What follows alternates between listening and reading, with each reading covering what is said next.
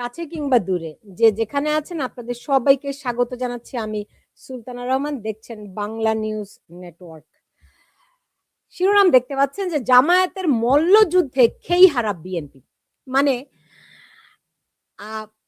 America চায় জামাতকে ক্ষমতায় দেখতে। ওয়াশিংটন পোস্টের এরকম একটি খবরের পরপর হয়তো বিএনপি ওয়ালাদের কিছুটা চৈতন্যোদয় হয়েছে যে একটা সাংঘাতিক রকমের মেটিকুলাস ডিজাইনে নির্বাচন হতে যাচ্ছে। আমি জানি না তাদের সত্যিই চৈতন্যোদয় হয়েছে কিনা, তবে অনেকেই কানাঘুষা করছেন যে তাদের হয়তো চৈতন্যোদয় হয়েছে। তারা বরং খুবই অসহায় বোধ করছে, কারণ নির্বাচন ছাড়া বিএনপির তো আর ক্ষমতায় যাওয়ার কোনো সুযোগ নেই। আর জামায়াত চিরকালই সব সময়ই যে কোথায় কোন বাঁক রয়েছে, আইনের ফাঁকফোকর রয়েছে, অন্ধকার পথ রয়েছে, সেই জায়গাগুলো থেকে ক্ষমতার স্বাদ আস্বাদন করে। যেটি তারা করেছে ৭৫-এর পরে, যেটি তারা করেছে বিভিন্ন সময়ে যখন যেই অগণতান্ত্রিক সরকার ক্ষমতায় থাকে, সেটা ১/১১ সরকার হোক আর এই ডক্টর ইউনূসের সরকার হোক, সবসময় অগণতান্ত্রিক সরকারের সুবিধাভোগী কিংবা তাদের ক্ষমতার স্বাদ নেওয়ার সুযোগ হয় জামাতের ওই সময়টিতেই। ফলে জামায়াত একটা নির্বাচন চায় না, এই কথা অনেক দিন ধরেই আমরা শুনছি। তারা নানানভাবে নানান সময়ে সেরকম আকার ইঙ্গিতও দিয়েছে, প্রকাশ্যও বলেছে যে তারা গণভোট চায়। তারা নানা রকম, আপনারা জানেন যে বিভিন্ন সময় তারা এমনকি এনসিপি কে দিয়েও তারা হুমকি দিয়ে রেখেছে। অন্যদিকে বিএনপি তাদের মাথায় হাত পুছিয়ে, হাত বুলিয়ে যেমন করেই হোক একটা নির্বাচনের দিকে অগ্রসর হতে চায়। কারণ বিএনপি একটি গণতান্ত্রিক দল। তারা ভোট ছাড়া তাদের আর ক্ষমতায় যাওয়ার আপাতত কোনো সুযোগ নেই। ফলে এখন যদি মাত্র ২ মাস ২ সপ্তাহ বাকি নেই আগামী ১২ই ফেব্রুয়ারির নির্বাচনে, এর মধ্যে যদি সত্যি বিএনপির চৈতন্যোদয় হয়ে থাকে যে তাদেরকে একটা মেটিকুলাস ডিজাইনে নির্বাচনের মধ্যে নিয়ে তাদেরকে আসলে একটা ব্লাফ দেয়া হচ্ছে, ওই নির্বাচনে জামায়াত আসবে ক্ষমতায়। আ এটি যদি সত্যি তারা বুঝে থাকে, তাহলে বিএনপির করণীয় কি? এটি গেল একটা একটা রাজনীতির একটা মানে উপরে নীতি নির্ধারণের পর্যায়ে। অন্যদিকে আমরা যদি এখন দেখি ১২ই ফেব্রুয়ারির নির্বাচনকে কেন্দ্র করে জামায়াত এবং বিএনপি অনেকখানি মুখোমুখি। অনেকেই বলছেন এটি নাটক। মানে জামায়াত এবং বিএনপি তারা একই একই মায়ের ২ সন্তান, একই মায়ের পেটের ২ যমজ ভাই। তারেক রহমান নিজে এ কথা বলেছিলেন। ফলে তারা এখন যেটি মারামারি বিভিন্ন জায়গায় করছে, এটি আসলে ধরেন ৩য় পক্ষ যখন এখানে হাজির হয়ে যাবে, তখন আবার ২ ভাই একত্রিত হয়ে মানে একটা শক্তি সঞ্চয় করে ওই ৩য় পক্ষকে প্রতিহত করবে। এমনটি আমরা আবার শুনতে পাই। কিন্তু এই মুহূর্তে বিভিন্ন জায়গায় বিএনপি কর্মীরা যেরকম মারমুখো, সেইখানে বিএনপি সত্যি, সত্যি জামায়াতকে কি মোকাবেলা করতে পারছে? এই প্রশ্নটিকে সামনে রেখে আমি শুরু করছি আজকের আয়োজন, এবং এটা একটা মল্লযুদ্ধের মতোই মনে হচ্ছে কিনা। আমার সঙ্গে আজকে অতিথি হিসেবে যুক্ত রয়েছেন জিয়া করিম, ডক্টর জিয়া করিম, এবং আমার সঙ্গে যুক্ত রয়েছেন হাফিজ আল আসাদ। আপনাদের দুজনকেই আমি স্বাগত জানাচ্ছি। ধন্যবাদ। হাফিজ আল আসাদ হচ্ছেন আ মা উম জাতীয়তাবাদী ছাত্র দলের সাবেক নেতৃবৃন্দের যে সংগঠন, তার সাংগঠনিক সাধারণ সম্পাদক, রাইট? হাফিজ আল আসাদ সহ-সাধারণ সম্পাদক, সহ সাধারণ যুগ্ম সম্পাদক। সম্পাদক। জি। আর জিয়া করিম হচ্ছেন রাজনীতি বিশ্লেষক। আপনাদের দুজনকে আমি আরো একবার স্বাগত জানাচ্ছি। বাই দ্য ওয়ে, একটি কথা আমি আপনাদেরকে বলতে চাই। সেটি হচ্ছে গিয়ে আমি চেয়েছিলাম আজকে আমার এই অনুষ্ঠানে জামায়াত এবং বিএনপি থাকুক। যেহেতু আয়োজনটি তাদের জন্য, ফলে জামায়াত এবং বিএনপি ২ জনের প্রতিনিধি থাকলে তখন আলোচনাটি একটু তারা তাদের নিজেদের কথাগুলি বলতে পারে আরকি। হ্যাঁ? তো সেখানে আপনারা জানেন ডক্টর নাকিবুর রহমান যুদ্ধাপরাধের জন্য যার ফাঁসি হয়েছে, জামায়াতের সাবেক আমির মতিউর রহমান নিজামীর ছেলে, তিনি ডক্টর নাকিবুর রহমান। তিনি নর্থ ক্যারোলাইনাতে একটি ইউনিভার্সিটির শিক্ষক। ওনাকে আমি অনেক ৭-৮ বছর আগে থেকেই চিনতাম। তো ওনাকে আমি ভেবেছিলাম উনি আমেরিকা থেকে আমেরিকার স্টেট ডিপার্টমেন্টের সঙ্গে জামাতের হয়ে সম্পর্ক মেনটেন করেন, এমনটি আমি বিভিন্ন শুনেছি। এমনকি যখন ডক্টর ইউনুস গত বছর জাতিসংঘের অধিবেশনে এসেছেন, তখন তিনি জামায়াতের প্রতিনিধি হিসেবে এখানে যুক্ত হয়েছিলেন। ফলে নানান কারণে তার তৎপরতা হয়। তো তিনি মনে করেন যে কি বলে, তাদেরকে এখন ডাকা হচ্ছে ভ্যালিডিটি এর জন্য। যেমনটি ওনাদের যে সমস্ত গণমাধ্যম রয়েছে, এখানে জামাতের যে সমস্ত গণমাধ্যম রয়েছে, তারা ভ্যালিডিটির জন্য কখনো বঙ্গবীর কাদের সিদ্দিকীকে দিয়েছে। নানানভাবে তারা তাদের ভ্যালিডিটির প্রয়োজন হয়। যে কারণে ওনারা মনে করছেন ওনাদেরকে এনে আমাদের আমাদের বলতে, আমি মনে করি আমি অত্যন্ত পেশাদার একজন সাংবাদিক, আমাদের ভ্যালিডিটি দরকার। আমার এই কারণে আমি সারা জীবনে পেশাদারিত্বের সঙ্গে কাজ করছি, এখনো কাজ করছি, এবং আমি আমার দেশের জন্য মুক্তিযুদ্ধের প্রশ্নে, যেই মুক্তিযুদ্ধকে কেন্দ্র করে আমার দেশ স্বাধীন হয়েছে, আমার দেশের ৩০ লাখ শহীদ জীবন দিয়েছে, ৪ লাখ নারী ধর্ষিত হয়েছে, তাদের প্রতি যে আমার দায় রয়েছে, সেই দায়ের জায়গা থেকে আমি আমার কাজ করি। সেখানে জামাতের কোনো, সেখানে জামায়াতের যে যুদ্ধাপরাধী এই ডক্টর নাকিবুর রহমানের বাবা মতিউর রহমান নিজামীদের কোনো কিছু নয়। তো আমি দেখতে চেয়েছিলাম যে আজকে যখন ঢাকা বিশ্ববিদ্যালয়ের নারী শিক্ষার্থীদেরকে বেশ্যা বলে গালি দেওয়া হয়, আমি সরি, এরকম একটি সত্য আমি আমার প্ল্যাটফর্মে কখনোই উচ্চারিত হোক, আমি চাই না। কিন্তু যা তারা একজন ওই সেই রাজনৈতিক দল জামাত, যারা যাদের নেতারা এ ধরনের শব্দ প্রয়োগ করতে পারে ঢাকা বিশ্ববিদ্যালয়ের শিক্ষার্থী, ফলে তাদের আর কি ক্ষমা হবে, তাই না? তারা তাদের চরিত্র তো বুঝিয়ে দেয়। এবং ডক্টর নাকিবুর রহমান আমেরিকার একটি বিশ্ববিদ্যালয়ের শিক্ষক, তিনি আসলেই কতটুকু সংবেদনশীল এটি আমার জানার খুব আকাঙ্ক্ষা ছিল। তো তিনি তার তিনি তিনি যেহেতু মনে করেন একটা ভ্যালিডিটির প্রয়োজন, ফলে তিনি তার সংবেদনশীলতা দিয়ে দিয়েছেন। জিয়া কি বলতে চাচ্ছেন? ডক্টর জিয়া করে যতটুকু শুনেছেন আমার কথা, আপনার কথা কেটে কেটে আসছে, কিন্তু এতটুকু শুনতে পাননি আমার কথা? কিছু কিছু জায়গায় কেটে গেছে। কেটে কেটে আসতেছিল। হুম, হ্যাঁ, আপনি আমার বোধহয় ১০ আপনার মিনিট মাইক্রোফোন থেকে সরে যাচ্ছিলেন। এত গুরুত্বপূর্ণ এই যে, কথা বললাম। হ্যাঁ, মানে আমি শুনেছি কথাগুলো, কিন্তু কেটে কেটে এসছে। ওকে, আমি সরি। কি করব আমরা? ওকে, যতটুকু শুনেছেন সেটুকুর ভিত্তিতেই বলেন। ডক্টর জিয়া করিম। মানে সেইটা হচ্ছে নাকিবুর রহমানের ব্যাপারগুলো আপনি বলতেছিলেন, যে নাকিবুর জি, রহমান। জি, জি, জি। এখন প্রশ্নটা হচ্ছে নাকিবুর রহমানকে নিয়ে নাকি? না, প্রশ্নটি হচ্ছে গিয়ে জামায়াতের এখন যারা নেতৃত্ব দিচ্ছে, সেই নেতৃত্বের মধ্যে ধরেন আন্তর্জাতিক অঙ্গন থেকে প্রতিনিধিত্ব করছেন ডক্টর নাকিবুর রহমান আমেরিকা থেকে। জি, জি, জি, আমি দেখেছি। জি। তো সেখান থেকে তারা কতটুকু সংবেদনশীল আসলে? কতটুকু? সংবেদনশীল। ওকে।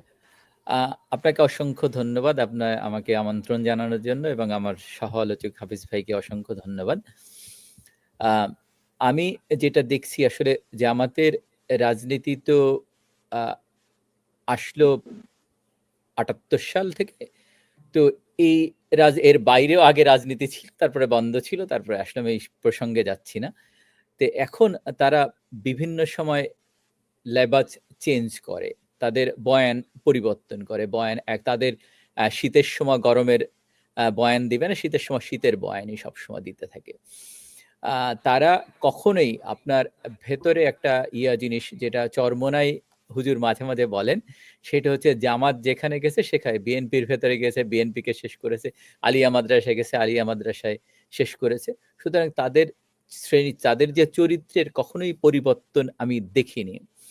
আ আরেকটা হচ্ছে যে জামাত তার স্বার্থের জন্য তারা বিভিন্নভাবে ঢুকবে। আপনি যদি দেখেন, রাজশাহী বিশ্ববিদ্যালয়ে একসময় ছাত্র মৈত্রীর একচ্ছত্র প্রাধান্য ছিল। জাসদ ছাত্রলীগ ছিল, বাংলাদেশ ছাত্রলীগও ছিল, আওয়ামীপন্থী ছাত্রলীগ।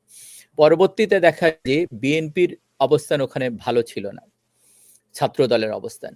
ছাত্রদল তাদের নিজেদের স্বার্থে শিবিরকে প্রশ্রয় দেয়, যার ভিত্তিতে রিজভী আহমেদও পরবর্তীতে গুলি খায় যখন এই শিবির তার শক্তি সঞ্চয় করে, তারপরে সবাইকে বিতাড়িত করে। একই অবস্থা জাহাঙ্গীরনগর বিশ্ববিদ্যালয়ে হয়েছে। আজ 27 তারিখ, জানুয়ারির 27 তারিখ, এই দিনে এই বিএনপি জামাত জোট সরকারে মদদে সিলেটে হবিগঞ্জে, নবীগঞ্জে, বত্তর বাজারে তখন তৎকালীন এমপি, বাংলাদেশ সরকারের একসময় তুখোড় মন্ত্রী, ঢাকা বিশ্ববিদ্যালয়ের স্বনামধন্য ছাত্র অর্থনীতিবিদ এএসএম কিবরিয়াকে হত্যা করা হয়।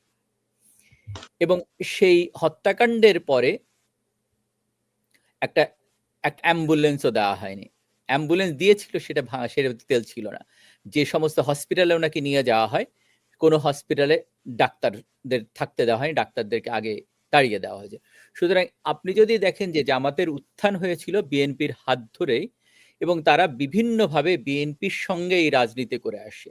এখন হয়তো তাদের যে অবস্থানটা দেখছেন এটা সাময়িক। আজ এখন যদি আওয়ামী লীগ মাঠে থাকে, আবার বিএনপি জামাত কিন্তু এক জায়গায় গিয়ে দাঁড়াবে।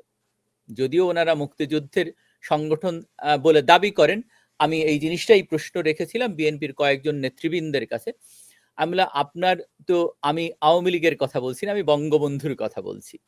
যদি বঙ্গবন্ধুকে অপমান করা হয়, তাহলে মুক্তিযুদ্ধকে অপমান করা হয়। তাহলে আপনি একজন মুক্তিযোদ্ধা হিসাবে এটার প্রতিবাদ কেন করলেন না? সেখানে আমি যেটা দেখলাম, বঙ্গবন্ধুর বাড়ি যখন গুড়িয়ে দেওয়া হলো, তখন সেখানে স্লোগান দেওয়া হলো, তারেক রহমানকে কথা দিলাম, 32 নম্বর দখল নিলাম। তাহলে তো দুইটা এক হলো না। সেখানে জামাতের লোক ছিল, সেখানে বিএনপির লোক ছিল। কারণ যেটা শোনা যায় সেটা ইশরাক এই বুলডোজার সমস্ত সাপ্লাই দাতা।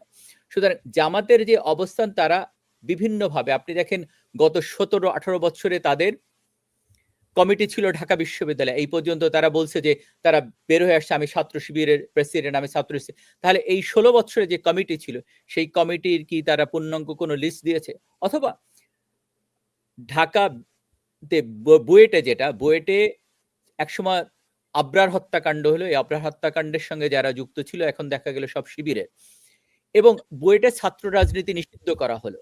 কিন্তু কিছুদিন পরে দেখা গেল যে বুয়েটে শিবিরের যে সভাপতি, সে ছাত্র শিবিরের সভাপতি, সেন্ট্রাল সভাপতি নির্বাচিত হলো। তার মানে তারা যেভাবে রাজনীতি করে, তারা আপনাকে রাজনীতি করতে দিবে না, কিন্তু তারা মিটিং মিছিলগুলো মসজিদের ভিতরে করবে। আপনি যখন তাদেরকে জিজ্ঞেস করবেন, তখন বলে আমি তো ধর্মীয় আলোচনা করছি। আসলে ধর্মীয় আলোচনা না, এখানে জানিস না রাজনীতি। সুতরাং তারা ভুল পাল্টাতে বিভিন্নভাবে, অথবা যদি এই যতগুলা এই যে ওয়াজ করছে, যারা যে ওয়াজ করে, এই ওয়াজ করা যে নেতাগুলি আছে, তাদের আগের কথাগুলির সঙ্গে এখনকার কথা মিলান, কোনো মিল খুঁজে পাবেন না। সুতরাং তাদের কোনো শ্রেণী চরিত্র আসলে নেই। তারা যখন যেটা দরকার সেইটা তারা করছে। তারা মানুষকে ধোঁকা দেওয়ার চেষ্টা করছে, এটা তাদের আমি পরিবর্তন দেখি না। তাদের অবস্থানে তারা যদি দেখেন, এখন তারা যে নমিনেশন দিয়েছে, তার ভিতরে একটা নারী, কোনো নারীকে দেখেছেন? দেখেননি।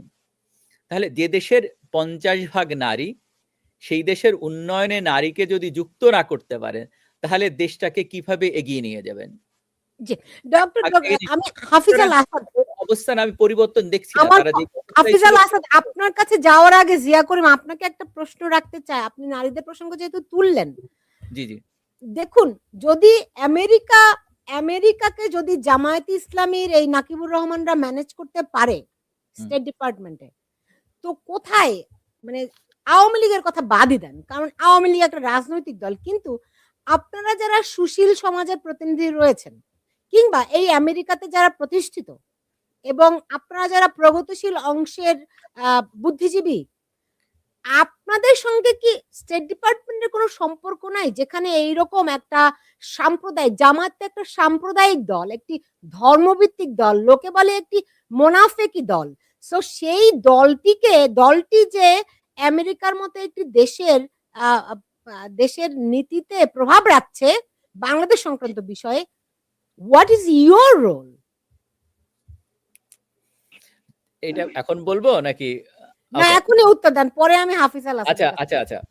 এখন কথা হচ্ছে যে পৃথিবীর বিভিন্ন পরাশক্তি তাদের নিজস্ব স্বার্থের জন্যই কাজ করে। আপনি যদি দেখেন এখন সিরিয়াতে কে বসে আছে, সেটা কে? আপনি খুব পেয়ে যাবেন। অথবা ইরাকে কারা বসেছে, অথবা এই খোমেনিকে কে নিয়ে এসছি তখন আন্দোলনের পরে কে নিয়ে এসেছিল, অথবা যদি দেখেন যে পাকিস্তানের কথা যদি চিন্তা করেন সেখানে দেখেন, অথবা আফগানিস্তানে, অথবা যখন আফগানিস্তানে এই সোভিয়েত হামলা হয় তারপরে কারা এদেরকে ট্রেন আপ করেছিল, কাদের। সুতরাং এইটা পরাশক্তি সবসময় বা পৃথিবীর বিভিন্ন যে শক্তিধর রাষ্ট্র তাদের শুধুমাত্র তাদের স্বার্থের জন্য তারা যে কোনো কাউকে বসাতে পারে, যে কাউকে ছুঁড়ে ফেলে দিতে পারে। ক্ষমতা যার যা আছে সেইটা করবেই, এটা নতুন কোনো কিছু না। সুতরাং আমরা যেটা করতে পারি, যেটা করছি সেটা হচ্ছে আমরা অবহিত করি, আমরা বলি যে মাঝে আমার একজন কূটনীতিকের সঙ্গে কথা হয়েছিল, তখন আমি বলেছি যে দেখেন এটা ঠিক হচ্ছে না, যে দেশের আপনি যদি, আমি ব্যক্তিগতভাবে আমি ধর্মভীরু মানুষ, কিন্তু আমার কথা হচ্ছে যে আমি ধর্মটাকে আমার সম্পূর্ণ নিজস্ব ব্যাপার। আমার একটা বন্ধু যদি সে ধর্ম পালন না করে সেটা সম্পূর্ণ তার ব্যক্তিগত ব্যাপার। আমার বন্ধু আছে যারা ধর্ম পালন, সেটা তার সম্পূর্ণ ব্যক্তিগত ব্যাপার। আর একজন হিন্দু তার ধর্ম পালন করবে, একজন বৌদ্ধ তার ধর্ম পালন করবে। ধরেন আমাদের দেশ এবং পৃথিবীর বিভিন্ন, আমি যে দেশে থাকি সেখানেও চার্চ অ্যান্ড স্টেট সেপারেশন আছে, যার জন্য আমি চার্চ অ্যান্ড স্টেট সেপারেশনকে সমর্থন করি। আমাদের বাংলাদেশের ফাউন্ডিং ফাদাররাও দেখেছিলেন যে চার্চ অ্যান্ড স্টেটের সেপারেশন দরকার, যার জন্য ধর্ম নিরপেক্ষতা। কিন্তু এই মোল্লারা ফতোয়া দিল যে না, এইটা মানে ধর্মহীনতা। না, ধর্মহীনতা না, ধর্ম হচ্ছে আপনি আপনার ধর্ম পালন করবেন, আমি আমার ধর্ম পালন করবো, এটা হচ্ছে ধর্ম। ধর্ম স্বাধীনতা থাকতে হবে। পৃথিবীর আল্লাহ তো বিভিন্ন ধর্ম দিয়েছেন, এটা তো মানুষ তৈরি করে নাই, তাই না? আপনি যদি ইভেন মনোথিস্ট দেখেন, মনোথিস্টদের ইব্রাহিম আলাইহিস সালাম থেকে শুরু করে বিভিন্ন ধর্ম আসছে। তাই এখন আপনি তো আপনার মেসেজটা দিতে পারেন, কিন্তু আপনার কোনো, আপনি কাউকে জোর করতে পারেন না। there is no compulsion in religion. সুতরাং এই জায়গাটা আমি ধর্মের সেপারেশন রাখতে চাই বাংলাদেশে, কিন্তু সেই অবস্থানটা দেখছি না। কারণ যদি শরিয়া আইন আসে, অথবা যদি শরিয়া আইন আসে, তা খেলাফত আসতে হবে। খেলাফত আসলে কোনো গণতন্ত্র থাকবে না। গণতন্ত্র না থাকলে তো আপনার কোনো ভোট হবে না। তারা তো বারবারই বলছে একই কথা, জামাত ইসলামী বলছে যে এত লোকের অনেকেই বলছে যে তাদের যে যা শিক্ষিত তার ভোট বেশি দরকার, যে অশিক্ষিত তার ভোট দরকার নেই, তাহলে গণতন্ত্রই থাকবে না। জি, জি। আমি একটু হাফিজ আল আসাদ আপনার কাছে আসি, যে দেখুন জামায়াতের সঙ্গে আপনাদের অনেক পুরনো, মানে আপনাদের বলতে বিএনপির অনেক পুরনো সখ্যতা। এই সাম্প্রদায়িক যুদ্ধাপরাধীর দলটা ক্রমশই দেখা যাচ্ছে এই দলের সঙ্গে বিএনপির সংঘাত একেবারে মারমুখী অবস্থায় চলে গেছে। হ্যাঁ, অনেক জায়গাতেই সংঘর্ষের খবর পাওয়া যাচ্ছে। তো বন্ধুদের সঙ্গে, মানে একসময়ের মিত্রদের সঙ্গে এরকম সংঘাতের কারণটা কি ভাই? ধন্যবাদ আপনাকে এবং সেই সাথে জিয়া ভাইকেও আমি ধন্যবাদ জানাচ্ছি আজকের এই আয়োজনে আমাকে রাখার জন্য। আপনার সাবজেক্ট আজকে ছিল যে জামাতের মল্লযুদ্ধে খেই হারা বিএনপি। আসলে সাবজেক্টটি যদি হতো জামাতের গুপ্ত যুদ্ধে খেই হারা বাংলাদেশ, তাহলে সাবজেক্টটা আসলে খুব ভালো হতো। জামাতের সাথে আসলে বিএনপির মল্লযুদ্ধ হচ্ছে না, জামাতের সাথে কারোই মল্লযুদ্ধ হচ্ছে না। জামাত একটা গুপ্ত যুদ্ধ করছে এবং একটা গুপ্ত সংগঠন হিসেবে আত্মপ্রকাশ করে সে তার যে চরিত্র, তার যে আসল চরিত্র, সেটা জাতির সম্মুখে উন্মোচন করছে। কারণ জামাত বিএনপির সাথে কিভাবে মল্লযুদ্ধ করবে? বিএনপি একটি বৃহৎ রাজনৈতিক দল, যে জামাত চলছে এখন প্রপাগান্ডা দিয়ে, মিথ্যা বয়ান দিয়ে, ধর্মের কার্ড ব্যবহার করে, ভেস্তের কার্ড দিয়ে, এইগুলো যারা করছে, একটি গণতান্ত্রিক দল যারা 1991, 96, 2001-এ এসে ক্ষমতা ছিল এবং বিপুল জনসংখ্যা, বিপুল জনগোষ্ঠীর মাঝে যাদের অবস্থান, তারা আসলে এই দলটিকে একটা গুপ্ত দল হিসেবে মনে করছে এই মুহূর্তে, এবং তাদেরকে কখনোই একটা সঠিক পথের রাজনৈতিক দল হিসাবে বিবেচনা করছে না। এখানে জিয়া ভাই দুইটি কথা বলেছে, যে আওয়ামী লীগ মাঠে থাকলে আবার জামাত বিএনপি এক হয়ে যাবে। আসলে আওয়ামী লীগ মাঠে থাকলে জামাত বিএনপি এক হয়ে যাবে, এই বাস্তবতা 2026 সালে আর আছে কিনা সেটা আমাদেরকে চিন্তা করতে হবে। বিএনপি বাংলাদেশের এমন একটি দল, যে দলটি 1971 সালকে ধারণ করে, লালন করে, পালন করে, মুক্তিযুদ্ধকে, স্বাধীনতার সার্বভৌমত্বকে একই সাথে ধারণ, লালন, পালন করে। অন্যদিকে সে 24কেও ধারণ করে, লালন করে। বাংলাদেশের একমাত্র দল যে দুইটি বিষয়কে লালন পালন করে গণমানুষের দল হিসেবে জনগণের মাঝে আস্থা অর্জন করেছে।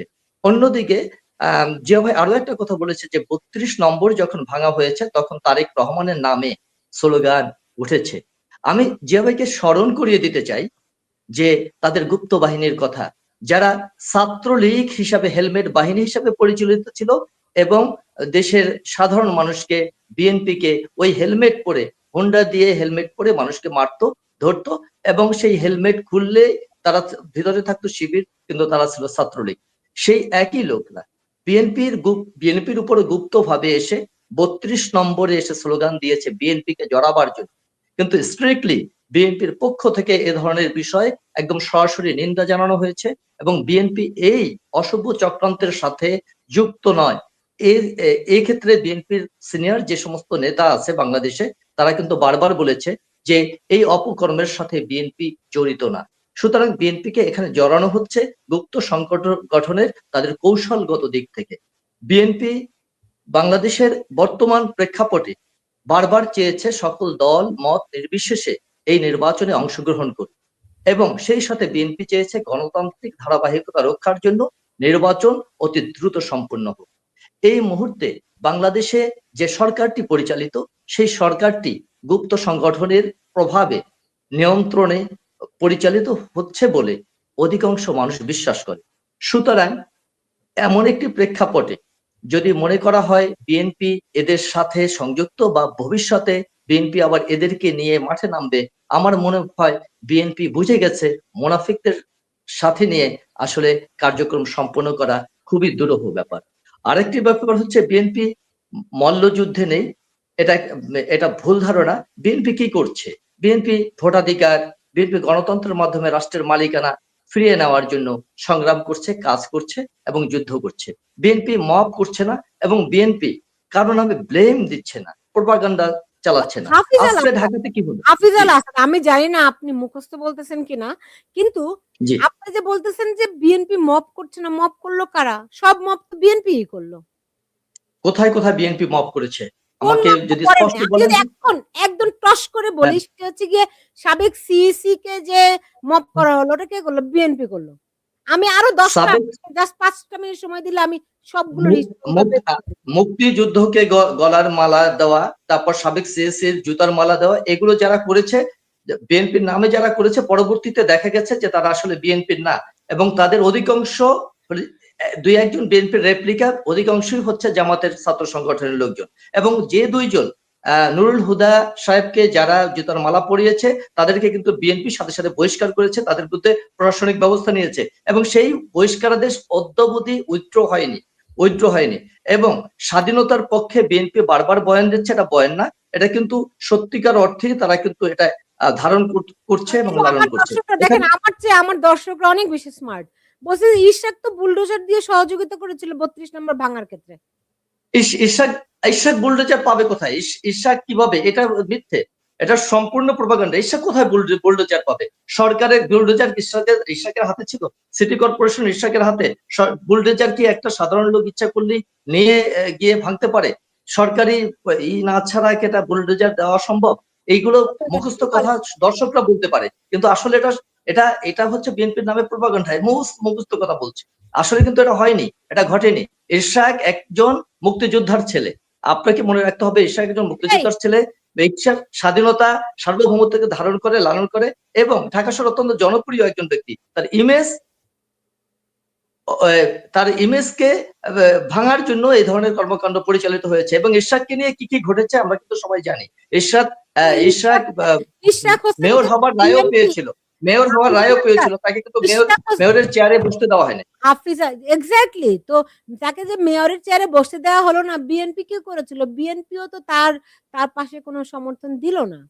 বিএনপি তো আমরা যদি নিরপেক্ষ দৃষ্টিতে রাজনৈতিক বিশ্লেষক হিসাবে এটা বিশ্লেষণ করি, তাহলে আমাকে বলতেই হবে বিএনপির রাজনৈতিক ক্যারিয়ারের সবচেয়ে বড় ভুল হচ্ছে ইশরাক যখন আন্দোলন করেছে, ওই আন্দোলনে যখন টালমাটাল হয়ে প্রধান উপদেষ্টা পদত্যাগ করতে চেয়েছে।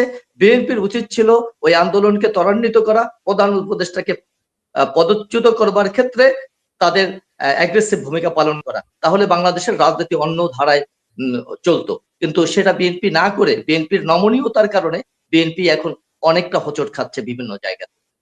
সুতরাং এটা বিএনপির রাজনৈতিক কৌশল এবং অদূরদর্শিতা বলতে পারবো একটা, কিন্তু সেই ক্ষেত্রে দূরদর্শিতার পরিচয় কিন্তু সালাউদ্দিন আহমেদ দিয়েছে। তিনি অত্যন্ত অত্যন্ত স্মার্টলি বলেছিল যে কেউ যদি ক্ষমতা থেকে চলে যায় তার জন্য কিন্তু পদ বসে থাকে না। তিনি কিন্তু স্বাগত জানিয়েছিলেন প্রধান উপদেষ্টা চলে যাক, কিন্তু তাকে কিন্তু বিএনপি ওই সময় সার্বিকভাবে ধারণ করতে পারেনি। এটা বিএনপির ব্যর্থতা। জিয়া করিম, আমি কয়েকটা জিনিস বলি। যুবদলের নেতা নয়ন বঙ্গবন্ধু বাড়ি ভাঙার সময় ছিল। আসাদ হাফিজ ভাই, হ্যাঁ, আমি লিখছি, সে যুবদলের কেন্দ্রীয় নেতা। আপনি বললেন মুক্তিযুদ্ধে ধারণ করেন। আমি জিয়াউর রহমান মুক্তিযুদ্ধে ছিলেন, সেক্টর কমান্ডার ছিলেন। আমি এই জায়গায় আলোচনায় যেতে চাই না। এই আলোচনা উনি বঙ্গবন্ধুর নেতৃত্বের প্রতি সম্মান রেখে বঙ্গবন্ধুর পক্ষে স্বাধীনতার ডাক দিয়েছেন। আমি আলোচনা কোনোদিন যাব না। যারা বলে তাদের সঙ্গে আলোচনা করবেন, আমার সঙ্গে। উনি একজন মুক্তিযোদ্ধা, আমি সম্মান করি। কিন্তু ওনার রাজনৈতিক দর্শনে যদি দেখেন, যে রাজনীতি যারা ৭১ সালে মুচলেকা দিল, যে আমাদের যে সারেন্ডার করলো যখন পাকিস্তানি বাহিনী, তখন সেখানে তার সহযোগী বাহিনী হিসেবে জামাতের নামও আছে এবং জামাতের রাজনীতি নিষিদ্ধ ছিল। সেই ধর্মীয় রাজনীতি পুনরুত্থান ঘটালেন আপনারাই। আবার আপনি বললেন ৭১-কেও ধারণ করেন, তাহলে শাহ আজিজুর রহমান অথবা শাহ আজিজুর রহমানের মতো মানুষ কিভাবে প্রধানমন্ত্রী হয়, সেটাও প্রশ্ন জাগে। সবুর খান রাজনীতি করেন, আবার ৭১-কে ধারণ করলে ২৪ কিভাবে ধারণ করেন? সাংঘর্ষিক তো। ৭১ যারা ২৪-কে যারা বলে ২৪ তারা বলছে। আপনি মতিউর রহমান নিজামী এবং হচ্ছে গিয়ে আলী হাসান মুজাহিদ যে মন্ত্রী হয়েছিলেন সেটা তো মন্ত্রী হয়েছে, পতাকা দিয়েছেন। না আসছি। আপনি যারা এখানে আওয়ামী লীগের সাথে ১৯৯১ থেকে ৯৬ তো ছিল। আওয়ামী লীগের সাথে ৯১ থেকে ৯৬ তো আপনার হচ্ছে এটা সম্পূর্ণ বানোয়াট কথা।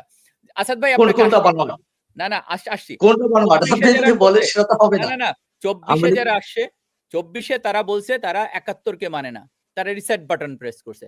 তাহলে আপনি ২৪-কে যদি ধারণ করেন তো ৭১-কে ধারণ করতে পারেন না। আপনি ৭১-কে ধারণ করলে ২৪ কখনোই ধারণ হয় না। তার লজিক, বিএনপি তো তার লজিকে চলবে না। বিএনপি তো একটা স্ট্র্যাটেজি আছে। না বিএনপি একটা স্ট্র্যাটেজি তো আছে। বিএনপি বাংলাদেশের সার্বভৌমত্বকে স্বীকার করে, মুক্তিযুদ্ধকে স্বীকার করে, সেই কারণে তাকে তো মুক্তিযুদ্ধকে অবশ্যই মানতে হবে। না তারা মুক্তিযুদ্ধকে মানে না। আপনি বললে হবে না তারা মুক্তিযুদ্ধকে তাহলে আপনি আওয়ামী লীগের সমালোচনা করতে পারেন, বঙ্গবন্ধু তো সমালোচনা এখানে বঙ্গবন্ধু কোন, তাহলে বঙ্গবন্ধুর বাড়ি কেন ভাঙা হয়, বঙ্গবন্ধুর মূর্তির উপরে কেন পেশাব করা হয়, তখন আপনারা কোথায় থাকেন? আপনি মুক্তিযুদ্ধের দল বলেন, এই কথা তো বলতে পারেন না। আমি এখন যদি জিয়াউর রহমানের কবর ভাঙা হয়, একটা রাষ্ট্রীয় পৃষ্ঠপোষকতায় যখন কোনো কাজ হয়, একটা রাষ্ট্রের প্রশাসন যন্ত্রের মাধ্যমে যখন কোনো কাজ হয়, ওই প্রশাসনের দায়িত্ব হচ্ছে সব মব সংস্কৃতিকে নিবৃত্ত করা। বিএনপি ক্ষমতায় নাই, বিএনপি তো ক্ষমতায় নাই। বিএনপি প্রতিবাদ করতে পারে, বড় জোর প্রতিবাদ করতে পারে, কিন্তু বিএনপি এমন কোন উগ্র দল না যে লাঠি হাতে বন্দুক হাতে যুদ্ধ করবে। বিএনপি তো কোনো লাঠি বন্দুকধারী দল না, সে তো এটা করতে পারে না। বিএনপি প্রতিবাদ করেছে কিনা? বিএনপি প্রতিবাদ করেছে কিনা? এবং বিএনপির শীর্ষ নেতা তারেক রহমান বঙ্গবন্ধুকে নিয়ে, শেখ হাসিনাকে নিয়ে কোন উদ্ভট কোন কথা বলেছে কিনা, বেগম খালেদা জিয়া বলেছে কিনা, সেই জিনিসগুলো দেখতে হবে। হাফিজ ভাই, আমাকে বলতে দেন, আমার শেষ করতে। আপনি যে কথাটা বললেন, আপনার সঙ্গে আমি একমত না। কারণ কি? বেগম জিয়ার জানাজার সময় তারেক রহমান যে বক্তব্য দিয়েছেন, একজন সন্তান হিসেবে আমি সাধুবাদ জানাই, ভালো কাজ করেছেন। এবং আমি আল্লাহর কাছে দোয়া করি তার যিনি মারা গেছেন, আল্লাহ ওনাকে জান্নাতবাসী করুন। কিন্তু ওনার বক্তব্যটা যখন নজরুল ইসলাম খানকে দিয়ে বলালেন, সেখানে কার কথা বলেছিলেন আপনি কি একটু বলবেন দয়া করে? সুতরাং নিজে বললেন না, আপনি আমি ওনার জায়গায় হলে, আমি যদি আমার মা মারা যেত, আমি যদি ওই জায়গায় থাকতাম, আমি ওনাকে থামাই দিতাম যে এইখানে এই কথা বলতে পারেন না, স্টপ। নজরুল ইসলাম খানের নজরুল ইসলাম খান স্থায়ী কমিটির সদস্য, স্থায়ী কমিটির সদস্য, ওনাকে কি উনি ব্রিফিং করতে পারে? উনি কি ওনাকে ব্রিফিং করতে পারে? না না না, ওটা নজরুল তো ইসলাম বিএনপির বক্তব্য, ওটা তো বিএনপির নজরুল ইসলাম বক্তব্য। খানের বক্তব্য না, ওটা বিএনপির বক্তব্য, বিএনপির বক্তব্য আবেগ, ওটা বিএনপির বক্তব্য আবেগী ভাষায় সে বলতেই পারে। একটা রাজনৈতিক দল তাকে কি খালেদা জিয়াকে কি জেলে পাঠানো হয় নাই? আপনি অস্বীকার করতেছেন? খালেদা জিয়াকে যে মিথ্যা মামলায় জেলে দেওয়া হয় নাই, এটা আপনি কিভাবে অস্বীকার করেন? খালেদা জিয়াকে সম্পূর্ণ একটা ইনোসেন্ট মহিলাকে, সম্পূর্ণ একটা ইনোসেন্ট মহিলাকে তাকে জেলে পড়া হয়েছে অযৌক্তিক ভাবে, অসম্মানজনক ভাবে। এই জিনিসটাকে তো আপনি অস্বীকার করতে পারেন না। এটা তো হচ্ছে আমরা, কিন্তু ওখানে যত তাহলে সেই বিষয়টা নজরুল ইসলাম খান বলতেই পারে। নজরুল ইসলাম খান সেই বিষয়টা বলতেই পারে, সে সেটাই অবতারণা করেছে। না না না, এটা তো উনি মিথ্যা কিছু বলেনি। পজিশন তার মানে তারেক রহমানের পজিশন, সেন্ট্রাল কমান্ডের পজিশন। যখন সেন্ট্রাল কমান্ড, আপনি যদি বিএনপির পক্ষ থেকে বক্তব্যটা রাখেন, তাহলে যেটা সেটা বিএনপির নীতি নির্ধারকরা যেটা বলেছে সেইটা, আপনি শুধু বিষেধাগার ছড়ালেন একটা জানাজায় এসে। বিষেধাগার জানাজাতে যেটা বলছে, উনি যে কথাটুকু বলেছেন, উনি যে কথাটুকু বলেছে এটা মিথ্যা বলেছে। আওয়ামী লীগ হলে এটা বলতো না। আওয়ামী লীগের উপর যদি এটা করা হতো আওয়ামী লীগ বলতো না, ডেফিনেটলি বলতো। আওয়ামী লীগের 17 বছর তো আমরা দেখেছি ভাই, আমরা 17 বছর দেখেছি। এখন যদি আপনারা সবাই বলেন যে বিএনপি ফ্র্যাঙ্কেনস্টাইন, তাহলে তো হবে। বিএনপি তো ক্ষমতায় নাই। জিয়াউর রহমানের আওয়ামী লীগ তো ছুড়ে নাই, পার্থক্য আছে। শুনেন, আমি বলি ছোট্ট একটা, বঙ্গবন্ধু অনেককে জেলে দিয়েছিলেন, এর ভিতরে সবুর খানও টুঙ্গিপাড়াতে যখন এনসিপি সম্মেলন করেছিল, আপনাদেরকে এগুলো স্মরণ করতে হবে। টুঙ্গিপাড়াতে যখন এনসিপি সম্মেলন করেছিল, সেদিন বিএনপি কি ধরনের পদক্ষেপ গ্রহণ করেছিল? সেদিন কি বিএনপি উৎসাহ দিয়েছিল? উৎসাহ দিয়েছিল টুঙ্গিপাড়ায়? কোথায় উৎসাহ দিয়েছে? না না, আপনি এটা যেটা বলেন সেটা সঠিক না। সারা বাংলাদেশে বিএনপির প্রতিবাদের ঝড় তুলছে এবং বঙ্গবন্ধুর মাজারে যাতে কিছু না হয় সেটা করেছে। আপনি করা যাবে না পজিশন, আপনি আগেই বলছেন বিএনপির পজিশন থেকে বিএনপি সরে গেছে। বিএনপি কখনোই বলেনি যে না আওয়ামী লীগকে নিষিদ্ধ করা যাবে না। ওইখানে যদি বিএনপি বলতো আওয়ামী লীগের কার্যক্রম নিষিদ্ধ করা যাবে না, এই ডক্টর ইউনূসের বাপারও সমর্থ ছিল না করার। কিন্তু বিএনপি বলেছে কোন রাজনৈতিক দল নিষিদ্ধের পক্ষে না। তারা বিএনপি বলেছে তারা কোন রাজনৈতিক দল নিষিদ্ধের পক্ষে না। সমর্থন তো দিল রে ভাই, সমর্থন তো দিলে স্বীকার করেন, সমর্থন দিল। রাজের সমর্থন আর হয়ে যা দাবি তোলা একই জিনিস না তো। এটা কি দাবি তোলা আর সমর্থন একই জিনিস হলো? বলেন আপনি। বিএনপি একটা বড় দল, আমি স্বীকার করি, কিন্তু সেই বিএনপির, আমি আগেই বলেছি, বিএনপি আওয়ামী লীগের রাজনৈতিক প্রতিপক্ষের শত্রু না। আপনি যে দাবিটা করলেন যে বিএনপি তখন যে বিএনপি যে স্ট্যান্ডে থাকে, আমি আপনাকে জিয়া ভাই একটা কথা বলি, আমি আপনাকে একটা কথা বলি, আপনি একটা কথা বলি যে আসলে বাংলাদেশের রাজনৈতিক শত্রু বিএনপির কে, আওয়ামী লীগের কে, এটা আমরা আসলে চিহ্নিত করতে ব্যর্থ হয়েছি এই স্বাধীনতার 54 বছরে। আমাদের কমন শত্রু বিএনপির কমন শত্রু জামায়াত এবং আওয়ামী লীগের কমন শত্রু জামায়াত। সেটা যতদিন পর্যন্ত আপনারা চিহ্নিত না করে বিএনপি কে ব্লেম দেবেন, বিএনপি আওয়ামী লীগকে ব্লেম দেবেন, ততদিন জাতির কোনো উত্তরণের পথ আমি দেখি না। আমি কোনো পথ দেখি না। বিএনপি আওয়ামী লীগের, আমি বলছি বিএনপি রাজনৈতিক প্রতিপক্ষ, কখনো বলিনি জামাত আওয়ামী লীগের শত্রু।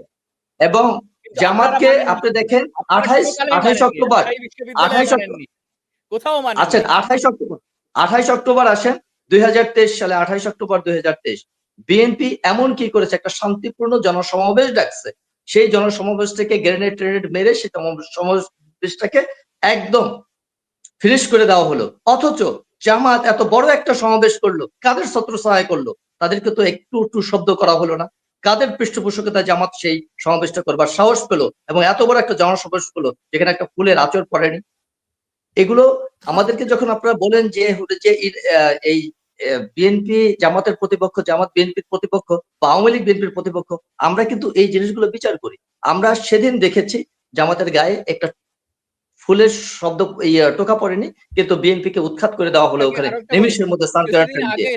আওয়ামী লীগ বুঝতে পারেনি যে তার লুঙ্গির ভিতরে জামাত। আওয়ামী লীগ বুঝতে পারেনি। আওয়ামী লীগ যেদিন বুঝছে সেদিন তার সর্বনাশ হয়ে গেছে। আজ বাংলাদেশে আমরা যাকে দেখি, আমরা 5ই আগস্টের পূর্বে যাকে দেখতাম ছাত্রলীগ, 5 আগস্টের পরে যাকে দেখি তাকে দেখি জামাত এনসিপি। তাহলে আমরা তো বিভ্রান্ত, তাহলে আমরা তো এইবার স্বীকার কনফিউজ। করেন যে কিন্তু বিএনপি, বিএনপির আপনি বেঁচে দেখেছেন আছে, কিন্তু ভাই, অপরাধ অন্য 17 ঘাড়ে বছরে চাপাইছে। বিএনপির কাউকে দেখেছেন যে সে 17 বছর আগে বিএনপি জামাত ছিল, এখন বিএনপি হয়েছে? কাউকে পাবেন না বাংলাদেশে। তারা রাস্তায় ছিল, মাঠে ছিল, কেন তারা নির্যাতন যায়নি? অলি আহমেদ যায়নি মেজর আখতারুজ্জামান জামাতেই যোগ দিয়েছে।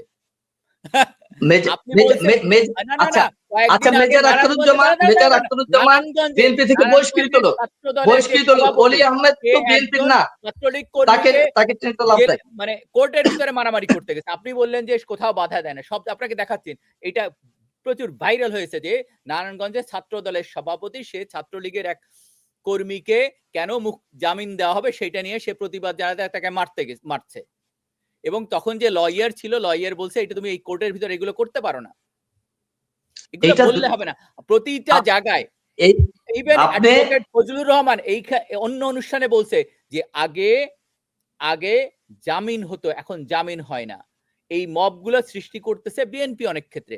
আপনি যদি বলেন যে না এটা জামাত সৃষ্টি করছে, সে আমাদের নাম দিচ্ছে, সেটা ভিন্ন জিনিস, কিন্তু আপনারা এটার প্রতিবাদ করছেন না। প্রতিবাদ বিএনপি আপনি দেখেন না, হয়তোবা শোনেন না, অথবা হচ্ছে আপনি চোখ বন্ধ করে রাখেন। যে কারণে বিএনপি 300 আসনে নমিনেশন দেওয়ার পরে 300 আসনে নমিনেশন দেওয়ার পরে বিএনপি কিন্তু প্রকাশ্যে প্রত্যেকটা এমপি প্রার্থী বলেছে আওয়ামী লীগের যে সমস্ত লোকজন রয়েছে যারা নিরীহ, এবং আমরাও বারবার একই কথা বলছি, যারা নিরীহ, যারা কোনো অপরাধের সাথে যুক্ত না, তারা যাতে বাড়িতে ঘুমাতে পারে, তাদেরকে যাতে কোনো হয়রানি করা না হয়, পুলিশ যাতে তাদেরকে হেনস্থা করতে না পারে, সেই দিকে প্রশাসন সহ সকলের প্রতি তারা বারবার উদ্যত আহ্বান জানাচ্ছে। এই জিনিসটা মানবিক আহ্বান।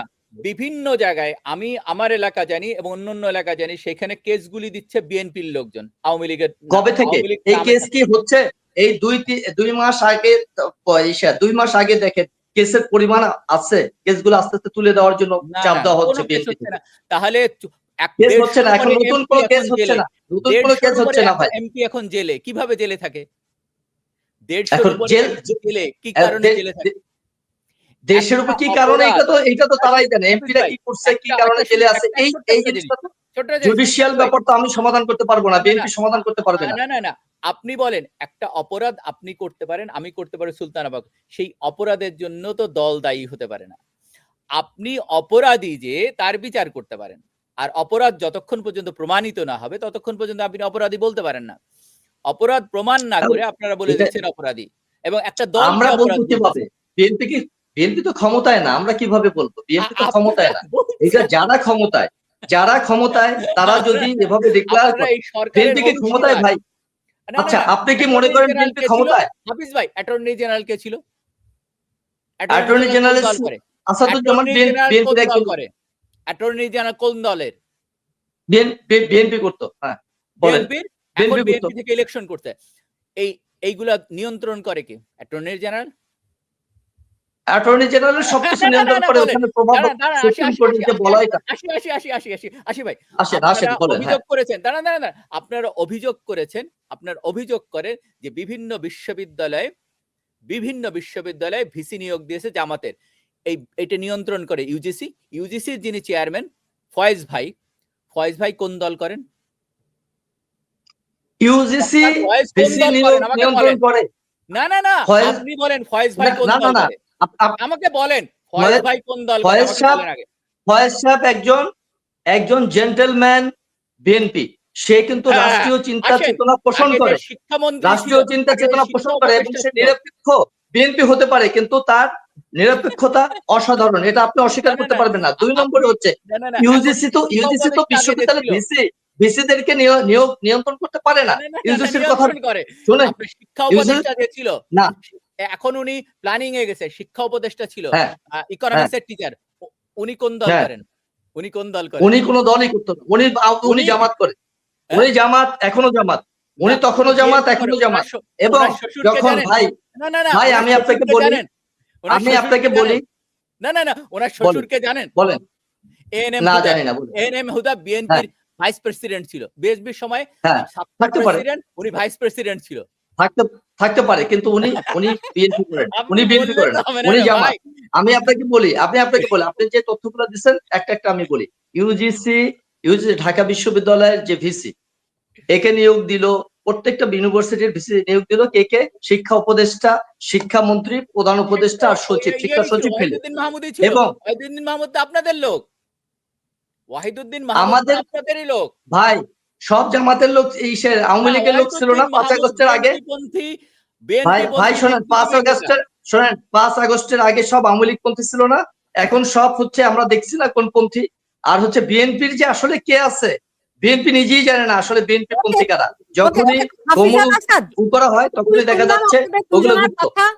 এতক্ষণ আপনাদের দুজনের কথা শুনলাম, এবার আমাকে একটুখানি বলেন যে এই যে আর নির্বাচনের বাকি আছে কটা দিন, বিএনপি কি বুঝতে সত্যি পারছে যে তাদেরকে নিয়ে এক ধরনের মেটিকুলাস ডিজাইন হয়ে গেছে? বিএনপি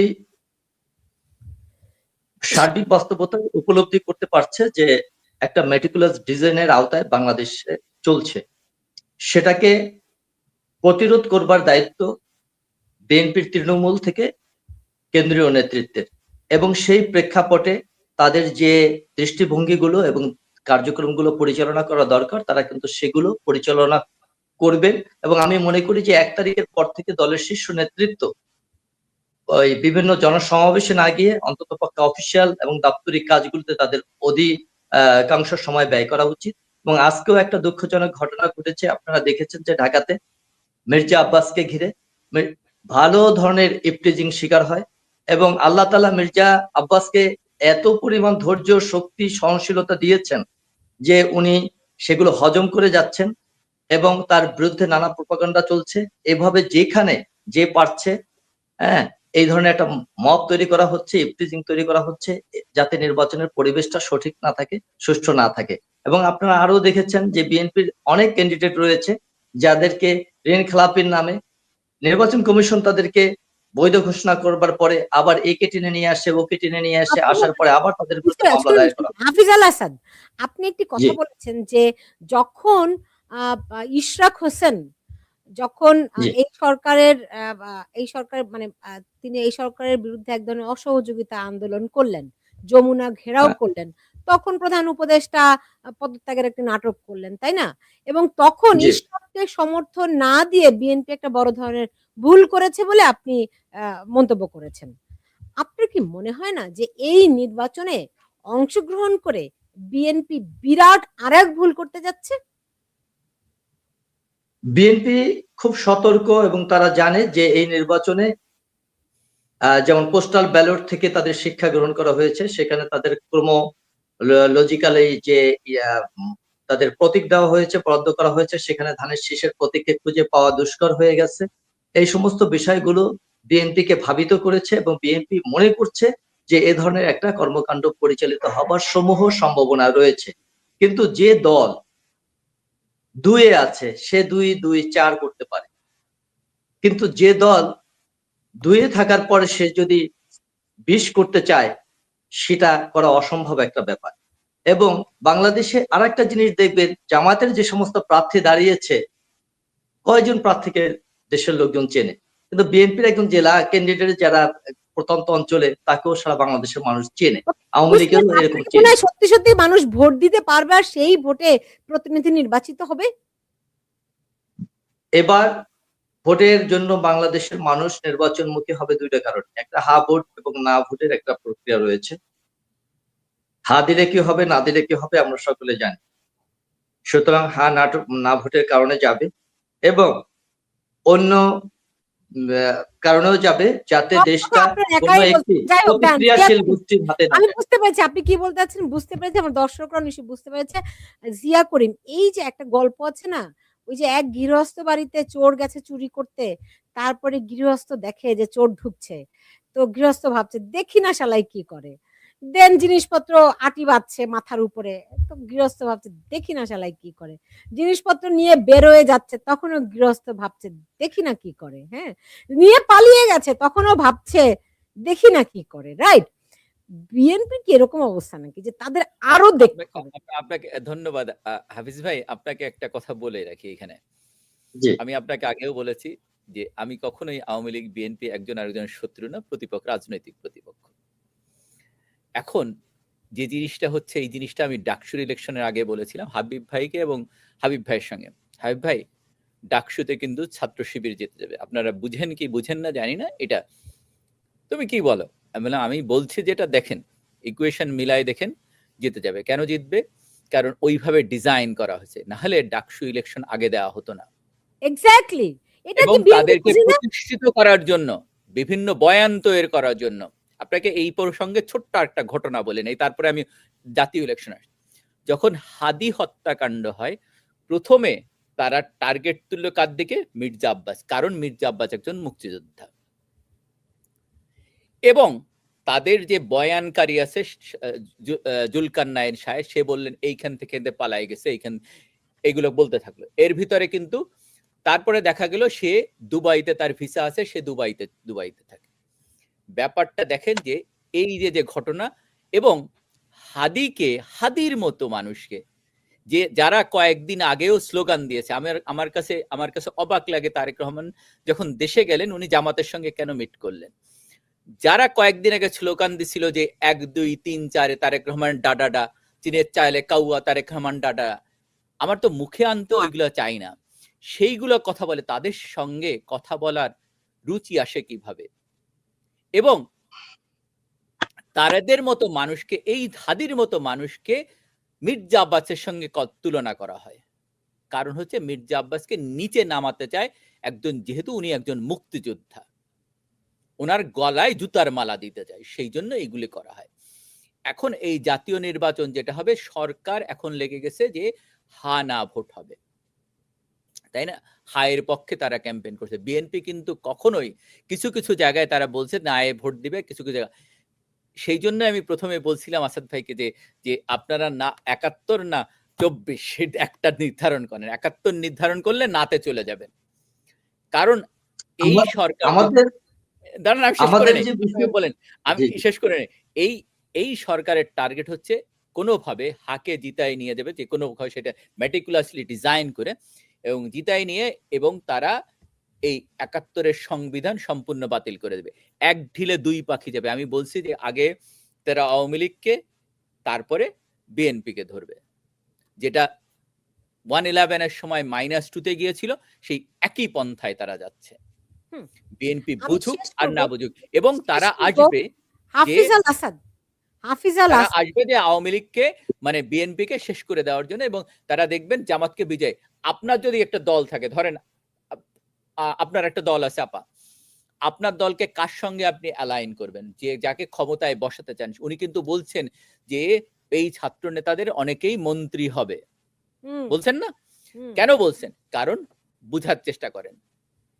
আপনারা যদি এখনো না বুঝেন, এই সরকার নিরপেক্ষ না, এর অধীনে কোনো নিরপেক্ষ নির্বাচন সম্ভব না, কখনোই হবে না। এটা মেটিকুলাসলি ডিজাইনে হবে, এবং যদি আপনার রাত্রিবেলা ঘোষণা দিলে, সকালবেলা দেখবেন যে জামাত এবং তার ওই যে তার যে 8 দল আছে তাকে ঘোষণা করা হবে, বিএনপির হাতে একটা মূলা ধরায় দিবে। জি, হাফিজ আল লিখে রাখেন যদি নির্বাচন হয়। হাফিজ আল আসাদ বিএনপির কি বোধোদয় হচ্ছে? নাকি ওই তারা আমরা দেখতে কি করে? বিএনপির জি, বলুন। বিরোধের ব্যাপারে আমি আগেই বলেছি যে ইশরাকের যে বিষয়টা, ইশরাকের যে আন্দোলনটা এবং তাকে মেয়রে বসতে না দেওয়া একটা বড় ভুল ছিল রাজনৈতিকভাবে, আমরা মনে করি। দ্বিতীয়ত, যদি ওই সময় ইশরাক মেয়রের চেয়ারে বসতো, ঢাকা বিশ্ববিদ্যালয় সহ কোনো বিশ্ববিদ্যালয় পাতানো নির্বাচন সম্ভব হতো না, সবগুলা যেত। 3 নম্বরে, তারা এখন যে নির্বাচনের প্রক্রিয়া চালাচ্ছে, তা অনেকেই মনে করছে একটা ডিজাইন এর প্রেক্ষাপটে নির্বাচন। তবে বিএনপির এখন এই মুহূর্তে নির্বাচন ছাড়া বিকল্প কোনো পথ নেই। বিএনপি এছাড়া অন্য কোনো এই ওয়েতে কথাটা যেতেও পারছে। হাফিজ আল আসাদ, এই কথাটা বিএনপির অনেকের কাছ থেকে আমি শুনি, বিকল্প কোনো পথ নেই। মানে একটা নির্বাচন অবশ্যই দরকার, এ ব্যাপারে কোনো সন্দেহ নাই। কিন্তু এটা কি এই নির্বাচন, যেই নির্বাচনটি পাতানো নির্বাচন হতে যাচ্ছে? এখন পাতানো নির্বাচন যদি হয়, আমরা বিএনপিকে পরামর্শ দিব, বিএনপিকে অ্যাওয়ার্ড থাকতে। হাফিজ আল আসাদ, আপনাদের এখনো কেন মনে হচ্ছে যে যদি আমরা এখনো বলছি, যদি আমরা অ্যাওয়ার্ড থাকতে বলছি বিএনপিকে, না ওই গল্প আপনারা যে গল্পতেই আমরা যাব না, কিন্তু গল্পের একটা ব্যাপার হচ্ছে, বিএনপি যদি এই ধরনের কর্মকাণ্ড করে, আপনার 12 তারিখ তো, 12 তারিখ রাতেই দেখা যাবে বাংলাদেশের সকল জনগণকে একত্রিত করে বিএনপি এই সরকারকে উৎখাতের ডাক দিবে, এবং সেটা যদি বিএনপি করে তাহলে আমার মনে হয় না এই জামায়াত, এনসিপি, বিএনপির সরকার 2 ঘন্টা বাংলাদেশের মাটিতে টিকতে পারবে। সুতরাং তারা যতটা এত সহজ সমীকরণ মেলাচ্ছে, বাংলাদেশের জনগণ কিন্তু অতটা সহজ সরলীকরণে নেই। যদি তারা এই ধরনের কুচিন্তা করে তাহলে তাদের সর্বনাশ ঘটবে 13 তারিখ থেকে 14 তারিখের মধ্যে, এবং আমি নিশ্চিত বাংলাদেশের এমন কোনো মানুষ নাই যে এই আন্দোলনে শরিক হবে না। সে বিএনপির যতই প্রতিপক্ষ আসাদ হোক ভাই, না কেন, আপনাকে সে আরেকটা বিএনপির তথ্য যতই দিয়ে দেই। প্রতিপক্ষ হোক না কেন, সে এই আন্দোলনে তারা সামিল হবে। আমি আবারও বলছি, সে যতই বিএনপির প্রতিপক্ষ হোক না কেন, আরেকটা তথ্য কিন্তু দেই। সে হ্যাঁ এই কেন আন্দোলনে জিতাবে? সামিল হবে। হাফিজ ভাই, আরেকটা তথ্য দিয়ে দেই। হুম, হ্যাঁ জি। জিতার পরে তারা সংবিধানকে স্থগিত করে দিয়ে নতুন করে তারা এই একটা বিপ্লবী সরকার গঠন করবে, যে বিপ্লবী সরকারের স্বপ্ন আলী রিয়াজরা দেখেছিল। এই বিপ্লবী সরকার গঠন করবে আওয়ামী লীগ। আমি আপনাকে বলে দেই, দেখেন আপনি মিলাই নিয়েন পরবর্তীতে। সেটা 12 তারিখ আসুক, আমি বলছি হা জয়যুক্ত করবার প্রক্রিয়া রাষ্ট্রীয়ভাবেই প্রোপাগান্ডা চালানো হচ্ছে, রাষ্ট্র এবং সরকার। এখানে তুরস্কের একটা উদাহরণ দেওয়া হচ্ছে, কিন্তু তুরস্কের তো সরকার ছিল একটা দলীয় সরকার। এখানে নিরপেক্ষ সরকার, সে বলতে পারে না জনগণকে আপনি হা ভোট দেন, কিন্তু সরকার এখানেই তো বায়াস। সুতরাং সরকার হা ভোটের পক্ষে রাষ্ট্রীয় প্রচারণা চালাচ্ছে, সরকার হা ভোটের পক্ষে রাষ্ট্রীয় প্রচারণা চালাচ্ছে, কিন্তু আমি হা ভোট দিব না ভোট দিব এটা আমার একান্ত ব্যক্তিগত ব্যাপার, রাজনৈতিক দলগুলোর সিদ্ধান্তের ব্যাপার। এই সরকারের সিদ্ধান্তের উপর তো রাজনৈতিক দলগুলো নির্ভর করবে না। আর এখানে আওয়ামী লীগের বড় একটা অংশ বাংলাদেশে রয়েছে, তারা কর্পূরের মতো উড়ে যায়নি। কোটি কোটি আওয়ামী লীগের সমর্থক রয়েছে, তারাও ভোট প্রক্রিয়ায় অংশগ্রহণ করবে। অন্ততপক্ষে তারা কোন দিকে হা ভোট দিবে না দিবে সেটা একটা ব্যাপার। তাদের তো যেতে তারা দিচ্ছেন না, তাদের অপশন দিচ্ছেন না। তাদেরকে যদি তাদেরকে নির্বাচন যেতে করার সুযোগ দিতেন তাহলে তো অপশন থাকতো। তাহলে নির্বাচন করবেন না। এখানে রাষ্ট্র হা ভোট এবং না ভোটের ব্যাপার আছে। তৃণমূলে আওয়ামী লীগের সাথেও আমাদের কথা হচ্ছে, বিভিন্ন জায়গায় তারা তাদের মতামত প্রকাশ করছে। সুতরাং আমরা সেই মতামতকে তো অসম্মান করতে পারি না, এবং তাদের কথাবার্তাকেও আমরা অবান্তর ভাবতে পারি না। এই কারণে আমরা দেখেছি যে তারা বলেছেন যে নির্বাচনে তারা যে অন্তত ভোট দেওয়ার প্রক্রিয়া তারা যাওয়ার চিন্তা করছে, এবং কোনটা আগে দেবে তাও তাদের একটা মাথায় মাইন্ড সেট আপ করা আছে। আমি এই যে গতদিন এভাবে দলীয় সিদ্ধান্ত না থাকতে পারে, দলীয় সিদ্ধান্ত না থাকতে পারে, কিন্তু যে কর্মী বাংলাদেশে বসবাস করছে, যারা বাংলাদেশে এখন রয়েছেন, তাদের চিন্তা ভাবনা আবার আলাদা, কিন্তু দলীয় নেতৃত্বের চিন্তা ভাবনা ভিন্ন থাকতে পারে। আমি মনে করি এই নির্বাচনে হা এবং না ভোটের যে বাস্তবতা রয়েছে, সেই বাস্তবতার কারণে যারা বাংলাদেশে বসবাস করছেন তাদের অধিকাংশ নির্বাচনে অংশগ্রহণ করবে, সে যে দলের হোক, যে মতের হোক। সেখানে রাজনৈতিক মতবিরোধ থাকতে পারে, কিন্তু সেই মতভিন্নতা নির্বাচনের দিন কাজ করবে না বলে আমরা মনে করি।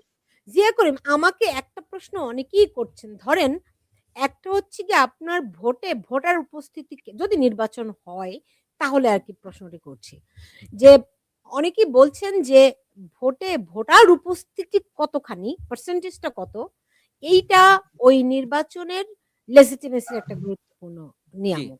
সো আওয়ামী লীগের তরফ থেকে ভোট কেন্দ্রে না যাওয়ার জন্য তার কর্মীদের প্রতি আহ্বান জানানো আছে। অন্যদিকে বিএনপি বলছে যে আপনারা না ভোট দিন, সরাসরি বলছে না। বিএনপির একটা অংশ বলছে হ্যাঁ ভোট দিন, আর একটা অংশ বলছে না ভোট দিন। এখন তারা আবার আওয়ামী লীগের কর্মীদেরকে দলে নেওয়ার জন্য ব্যাপক চেষ্টাও, দলে নেওয়ার জন্য মানে আওয়ামী লীগের ভোটটি পাওয়ার জন্য ব্যাপক তারা চেষ্টা চালাচ্ছে, বিএনপিও চালাচ্ছে, আওয়ামী লীগও চালাচ্ছে, রাইট? তো আওয়ামী লীগের কর্মীরা কি করবে? তারা যদি ভোট দিতে যায়, না আওয়ামী লীগের কর্মীরা ভোট দিতে যাবে না। কারণ যদি দেখেন যে কোনো নির্বাচন গ্রহণযোগ্য হতে গেলে তার একটা ইন্টারন্যাশনাল কোনো লেজিটিমেসি লাগবে, যে যারা নির্বাচন দেখেন, যে যেমন ইউরোপিয়ান ইউনিয়ন, তারা বলছে তারা এই নির্বাচনকে বৈধতা দিবে না, আবার কমনওয়েলথ বলছে একই জিনিস। সুতরাং এই নির্বাচনের কোনো বৈধতা থাকবে না যদি নির্বাচনে, আপনাকে সিম্পল একটা স্ট্যাটিস্টিক্স দেই, সেটা হচ্ছে যে আওয়ামী লীগ সর্বনিম্ন ভোট পেয়েছে 2001 সালে, তাও 40.7%, 41.41% বলা যায়। তাহলে আওয়ামী লীগের যদি সেটাও হয়, তাহলে আপনি তারপরে যা অন্য পার্টি আছে যারা ইলেকশন করতে পারছেন না, তো সব মিলায় 50 ভাগ। এখন 50 ভাগ মানুষকে বাদ দিয়ে যদি আপনি ইলেকশন করেন, সেই ইলেকশনে কি বিদেশি কোনো সংস্থা তার বৈধতা দিবে? ডক্টর জিয়া করিম, আপনি দেখুন, ধরেন ৫০ ভাগ যদি হয় আওয়ামী লীগের সমর্থক, এনাদের ৫০ ভাগ হচ্ছে গিয়ে আপনার বিএনপি, জামাত, অন্যান্য যারা আছে, তাই তো? হুম। এখন ধরেন জামাতের কর্মীরা ভোট দিতে গেল, বিএনপির কর্মীরা ভোট দিতে গেল। ৫০ ভাগ মানুষ যদি ভোট দিতে যায়, হোয়াটস দ্য প্রবলেম? ৫০ ভাগ মানুষ ভোট দিতে যাবে বলে মনে হয় না। এখানে জাতীয় ৪০ পার্টিকে ভাগও যদি যায়, অনেকে ৩০ ভাগও যদি চায়, তাহলেও তো, কারণ আপনি ধরেন না, আমেরিকাতে সেই নির্বাচনের কোনো বৈধতা থাকবে না। কেন থাকবে না? আমেরিকাতে কত % মানুষ ভোট দেয়? না, ৫০ না, এর না। উপরে তো ভোট দেয়ই না কখনো। হ্যাঁ, না এইটা আমাদের দেশের আমাদের দেশে ভোট এত নিম্ন ভোট হলে সেটার বৈধতা পাবে না। আর যেটা আমি এর আগেও বলছিলাম যে যদি এই ভোট জিতায় আনতে পারে তাহলে সে বিপ্লবী সরকার গঠন করবে, সেই ক্ষেত্রে রাষ্ট্রপতিকে সরায় দেবে, সেনা প্রধানকেও সরায় দিবে। নাহলে এই ধরনের কথা বলে না। যেটা আমার সূত্র বলছে, আমার যে তথ্য দেশের সেনাবাহিনীর ভেতর থেকে পাওয়া, সেই সূত্র বলছে যে এইরকম একটা কল্পনা, এইরকম একটা চলছে যে তারা জিতিয়ে এনে একটা বিপ্লবী সরকার করবে, সেখানে সেনাবাহিনীর প্রধানকেও সরায় দিবে, রাষ্ট্রপতিকেও সরিয়ে দিবে এবং বিএনপি এখানে কোনো পিকচারে থাকবে না। এখন যদি হাফিজ ভাইরা মনে করেন যে না আমরা আন্দোলন গড়ে তোলার জন্য যেটা দরকার সেটা পারবেন না, কারণ প্রশাসন তাদের দখলে চলে যাবে। আর হুম, যেহেতু আওয়ামী লীগ কর্মী অনেকের নামে কেস, অনেকের নামে আওয়ামী লীগের বেশিরভাগ এমপিরা জেলে এখন, এইগুলি অবস্থায় আওয়ামী লীগকে কতটা তারপরে আওয়ামী লীগের কার্যক্রম নিষিদ্ধ। সুতরাং হুম, যদি করতে হয় দেশের খাতিরে, ৭১-এর স্বার্থে, মুক্তিযুদ্ধের পক্ষের শক্তি দুই বিএনপি আওয়ামী লীগ, আমি যেভাবে ৮০-র দশকে দেখেছি যে দুই নেত্রীকে এক প্ল্যাটফর্মে দাঁড়িয়ে, অনেকে বলে এটা সম্ভব না, আমি না, এটা সম্ভব। রাজনীতিতে শেষ কথা বলে কোনো জিনিস নেই। যদি তারা এক জায়গায় দাঁড়িয়ে ৭১-কে ধারণ করতে পারে যে না আমরা দেশের স্বার্থে, মুক্তিযুদ্ধের স্বার্থে আমরা এক জায়গায় দাঁড়াবো, এই দখলদার ইউনুসকে হটাবো, তাহলে আপনি যদি দেখেন যে ৬ মাসে রাজস্ব ঘাটতি কত বেড়েছে, ৪৮,০০০ মানে ৫০,০০০ কোটি টাকা বেড়েছে। আপনি দেখেন আমাদের জিডিপি ছিল 7 পয়েন্ট কততে, সেটা সে 3.3 তে নেমে আসছে। সুতরাং সব জিনিস যদি ইন্ডিকেটর দেখেন, আপনি যদি ওয়ার্ল্ড ব্যাংকের নতুন রিপোর্ট দেখেন, বাংলাদেশে মানুষের মানে বিলো প্রপার্টিতে গেছে অনেক মানুষ, যারা অ্যাবভ প্রপার্টিতে চলে গেছিল তারা এখন বিলো, এবং তার সঙ্গে আরো নতুন যুক্ত হয়েছে। সুতরাং ৭ লাখ আপনার ৭ কত লাখ মানুষ গার্মেন্টস বন্ধ বিলো হয়েছে। প্রপার্টি গেছে। দেবপ্রিয় ভট্টাচার্য যদি দেখেন, উনি বলেছেন যে ওনার অনুযায়ী ৫০ লক্ষ মানুষ বেকার হয়েছে। না, আমার ইয়া হিসেবে ১ কোটি জিয়া মানুষ করিম, বেকার আমি হয়েছে। প্রসঙ্গে থাকি। ৬০ লাখ মানুষ হ্যাঁ, নতুন করে বিলো পভার্টি গেছে। যাই হোক, ওই আলোচনাটা আজকে না। কিন্তু হুম, আপনি যেটি বলেছেন আওয়ামী লীগ বিএনপির এক হওয়ার ক্ষেত্রে হাফিজ আল আসাদ, আজকে শেখ হাসিনার একটি ইন্টারভিউ দেখছিলাম। তিনি একটি গণমাধ্যমে সাক্ষাৎকার দিয়েছেন। সেখানে তিনি আওয়ামী লীগ বিএনপির ঐক্যবদ্ধ হওয়ার দিকে ইঙ্গিত দিয়েছেন। আপনার কাছে কি মনে হয়? বাংলাদেশের জিও পলিটিক্সে যে অবস্থায় চলছে এবং যে মোহনায় কেউ নিয়ে যেতে চাচ্ছে বাংলাদেশকে, সেখান থেকে দেশপ্রেমিক প্রতিটি শক্তি, প্রত্যেকটি সচেতন মানুষেরই একটি লক্ষ্য হওয়া উচিত, দেশকে বাঁচানো, সবার আগে দেশ স্বাধীনতা সার্বভৌমত্ব রক্ষা করা। সেই ক্ষেত্রে কে বন্ধু কে শত্রু এটা চিহ্নিত করা এখন অত্যন্ত জরুরি, এবং সেটা চিহ্নিত করতে পারলে আমাদের স্বাধীনতা সার্বভৌমত্ব রক্ষা পায়, দেশের মানুষ বেঁচে যায়। আমরা যারা এখন ডিপ স্টেটের স্বপ্ন দেখছি, তারা হয়তোবা এখন ফুলে ফেপে চিন্তা করছি অনেক কিছু হবে, কিন্তু আমি জানি যদি এই ধরনের ঘটনা ঘটে আমাকে এক থালা ভাত খেতে হবে ৩,০০০ টাকায়। সুতরাং সেই অবস্থাতে আল্লাহ যেন আমাদেরকে না নেয়। সেই ক্ষেত্রে বিএনপি, আমি দেখেছি সকল যারা এমপি ক্যান্ডিডেট, তারা অত্যন্ত সতর্কভাবে এবং তাদের প্রত্যেকটা পোলিং এজেন্ট থেকে শুরু করে প্রত্যেকটা জায়গাতে যাতে গুপ্ত বাহিনী না থাকে সেই প্রক্রিয়ার মাধ্যমে তারা ব্যাপকভাবে যাচাই বাছাই করছেন।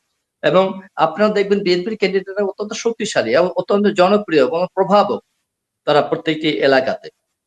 সুতরাং নিয়ম অনিয়ম করে এই নির্বাচনে তারা বৈতরণী পার হবে, কারচুপি করে যাবে, ঢাকা বিশ্ববিদ্যালয়ের মতো ৩ দিন পরে ভোটের রেজাল্ট দেবে এবং নীলক্ষেত থেকে ব্যালট এনে সেই ব্যালটে চাপ্পা ধাপ্পা মেরে তারা বিজয়ী হবে, এই চিন্তা করাটা আসলে তারা আহাম্মকের স্বর্গে বসবাস করে যদি তারা এটা করে থাকে। জি। কিন্তু মানুষ যেমন চালাক, বিএনপিও সরকার পরিচালনার ক্ষেত্রে অভিজ্ঞতা রয়েছে তাদের ব্যাপক, তারা একটি অত্যন্ত জনপ্রিয় দল, তৃণমূলের দল। সুতরাং দেশের স্বার্থে, দেশের মানুষের স্বার্থে বিএনপি তার শত্রু এবং মিত্রকে চিনে নেবে এবং কোন রাজনীতির সাথে তাদের কোয়ালিশন করা দরকার, ভিতরে ভিতরে কাদের সাথে তাদের সম্পর্ক স্থাপন করা দরকার, এটা তারা ভালোভাবেই আয়ত্ত করেছে এবং জি। সেভাবেই সেই কৌশলে তারা এগোচ্ছে। ওকে, ওকে, সুতরাং বুঝতে আমি মনে পেরেছি। করি না যে ডিপ স্টেটের কোনো কার্যক্রম এখানে সম্প্রসারিত হবে, বাস্তবায়িত হবে। আমরা জি। যারা দেশকে নিয়ে বিশৃঙ্খল অবস্থায় যেতে চাই আমরা তাদেরকে ধিক্কার জানাই এবং তাদের এই ধরনের ঐতিহাসিক উল্লাসিক কর্মকাণ্ডকে আমরা নিন্দা জানাই। ওকে, জিয়া করিম, আপনি দেখুন যেখানে যেখানে আমেরিকা আমেরিকা চায় জামায়াতকে ক্ষমতায় দেখতে, এমনই তো আমরা শুনতে পাচ্ছি, তাই না? জি। সেইখানে আপনার বিএনপি এককভাবে অ্যা কিভাবে ধরেন ১২ই ফেব্রুয়ারির আগের দিন রাতে যদি যেমনটা হাফিজ আল আসাদ বলেছেন যে তাদের মনে হয়েছে যদি মনে হয়ে থাকে না এই নির্বাচন ফেয়ার হবে না, চলো দেশবাসী ঐক্যবদ্ধ হোক। আপনার কি মনে হয় বিএনপির পক্ষে এতটাই সহজ হবে তার প্রতিপক্ষ যখন এতখানি শক্তিশালী? না, আমার আমার কাছে মনে হয় না। প্রশাসন তারা যেভাবে সাজিয়েছে তাতে আমার সেটা প্রতিপক্ষ মনে হয় আসলে না। শক্তিশালী না। প্রতিপক্ষ অনিয়মের মাধ্যমে শক্তিশালী হ্যাঁ, হতে চাচ্ছে। হ্যাঁ, সেটা আমি প্রতিপক্ষের জানি। কোনো শক্তি নাই। প্রতিপক্ষের কোনো শক্তি নাই। কিন্তু যে অনিয়মটা করবে সেই প্রশাসনকে চেক অ্যান্ড ব্যালেন্স করবার দায়িত্ব বিএনপির। যদি সেটা না করতে পারে বিএনপির রাজনীতি করবার দরকার নাই বাংলাদেশে। না, না, হাফিজ ভাই সেই চেক অ্যান্ড ব্যালেন্স জি। করতে পারেনি। তারা প্রশাসনকে যেভাবে সাজিয়েছে আমার তথ্য অনুযায়ী, প্রশাসনকে যেভাবে জি। সাজিয়েছে তাতে আপনি রাগ করেন আর না করেন, প্রশাসনকে যেভাবে সাজিয়েছে আমি রাগ তাতে করতেছি না জামাতের তো। লোকজন আমি প্রশাসন। বিএনপির কথা বলছি। বিএনপি যদি এটা করতে না পারে তাহলে বিএনপির তো বাংলাদেশে পলিটিক্স কিন্তু করবার কোনো দরকার নাই। আপনাদের যেহেতু এইটা তো ১৮ মাস আগে চিন্তা করার কথা ছিল রে ভাই। আপনি এখন চিন্তা করলে তো এটা হবে না। প্রশাসন অলরেডি তাদের সাজানো। পোলিং এজেন্ট না থেকে শুরু করে এভরিথিং তো জামাতের লোক। দেখুন আ হাফিজ আল আসাদ এত এবং জিয়া জামাতের লোক করিম, কিন্তু বাংলাদেশে এত জামাতের লোক হাফিজ নাই। আল কিন্তু আসাদ যারা আছে তাদেরকে তারা চেক যে অ্যান্ড কয়জন ব্যালেন্স যদি করতে তাদের না পারে লোকই সেটা বসায় হবে না। দিচ্ছে অলরেডি। ওইটা ভাই বসিয়েছে। হাফিজ আল আসাদ এবং জিয়া করিম, আপনাদের দুজনকে একটি প্রশ্ন করি, যেটি আমি একদম শুরুতে আমার এই অনুষ্ঠানটির শুরুতে যেটি বলেছিলাম যে, আজকে আমার এই অনুষ্ঠানে আমি আমন্ত্রণ জানাতে চেয়েছিলাম যুদ্ধাপরাধী এবং জামায়াতের সাবেক আমির মতিউর রহমান নিজামী যার ফাঁসি হয়েছে, সেই যুদ্ধাপরাধীর ছেলে ডক্টর নাকিবুর রহমান। তিনি আমেরিকার একটি ইউনিভার্সিটির প্রফেসর, প্লাস তিনি জামায়াতকে এই আন্তর্জাতিকভাবে বিশেষ করে আমেরিকায় তিনি প্রতিনিধিত্ব করেন, আমেরিকার স্টেট ডিপার্টমেন্ট সহ বিভিন্ন জায়গায়। এনিওয়ে, তো ডক্টর নাকিবুর রহমান বলছিলেন যে আমার অনুষ্ঠানে আসলে আমার অনুষ্ঠানকে নাকি ভ্যালিডিটি দেয়া হয়। ওকে? সো এটা যদি তাদের যুক্তি হয়ে থাকে, আমি মনে করি না যে তাদের ভ্যালিডিটির আমার কোনো দরকার আছে। তো এইটা যদি তাদের যুক্তি হয়ে থাকে, এটি তাদের চিন্তার লেভেল হয়ে থাকে, সেই ক্ষেত্রে কি আপনার মনে হয় না বিএনপি এই নির্বাচনে অংশগ্রহণ করে তারা জানে পরাজিত হবে, তবেই অংশগ্রহণ করে জামায়াতকে ভ্যালিডিটি দিচ্ছে, এই নির্বাচনকে ভ্যালিডিটি দিচ্ছে? ডেফিনিটলি এই নির্বাচনে যদি বিএনপি তার শক্ত অবস্থানে আগের অবস্থানে থাকতো তাহলে বিএনপি নির্বাচনে অংশগ্রহণ করতো না। বলতো একটা নিরপেক্ষ মানুষ। বাংলাদেশে তো অনেক ব্রিলিয়ান্ট মানুষ আছে। কে এম সোবহান আছে, অনেকে আছে। এখনো বেঁচে আছেন ওনারা। ওনাদের কাউকে বসাতো যে তত্ত্বাবধায়ক সরকারের প্রধান হিসেবে, তাদের নেতৃত্বে সরকার গঠন হতো, তাদের নেতৃত্বে নির্বাচন হতো।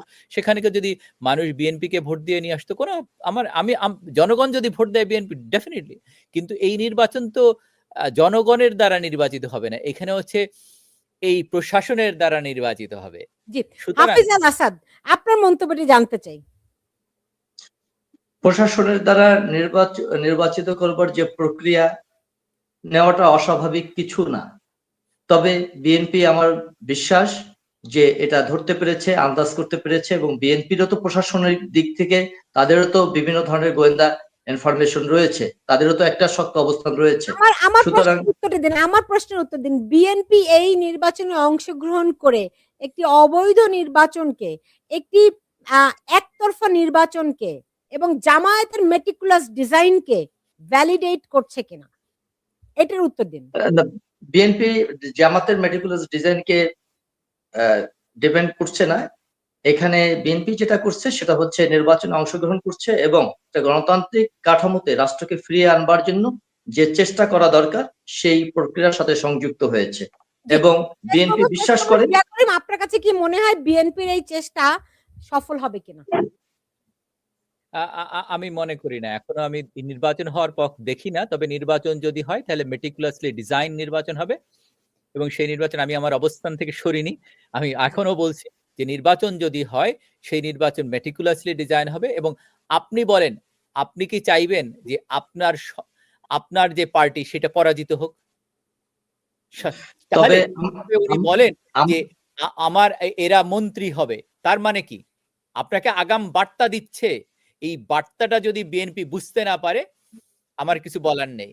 কিন্তু আমরা আশাবাদী, রাজনীতিবিদ আছেন, তাদের বোঝা আমরা উচিত। যেহেতু বাংলাদেশে বসবাস করি সেহেতু আমরা বিশ্বাস করি যতই মেটিকুলাস ডিজাইনের কথা হোক না কেন 2 কে 4 বানানো যায়, 2 কে কখনো 20 করা যাবে না। যদি 2 কে 20 করতে হয় তাহলে তারা অতল গর্বে হারিয়ে যাবে, এটাই নিশ্চিত। সব বিশ্ববিদ্যালয়ে কিন্তু করেছে ভাই, সব বিশ্ববিদ্যালয়ে হয়েছে। এখন যদি আপনি না মানেন তারপরে কিছু বলার নেই আমার। বিশ্ববিদ্যালয়গুলোর সাথে জাতীয় নির্বাচন আসলে ওভাবে প্রভাব বিস্তার করে না। পরবর্তীতে দেখা বাংলাদেশের বিশ্ববিদ্যালয়গুলোতে যেভাবে প্রভাব এবং নিয়ন্ত্রণ করেছে 3 দিন 4 দিন বসে, ওইটা কিন্তু জাতীয় নির্বাচন আপনার প্রত্যন্ত গ্রাম অঞ্চলে আপনার ব্যালটের সিগনেচার দিয়ে ভোটের শীট নিয়ে তারপরে প্রত্যেকটা ভোট তো অলরেডি হয়ে গেছে অনেক জায়গায়।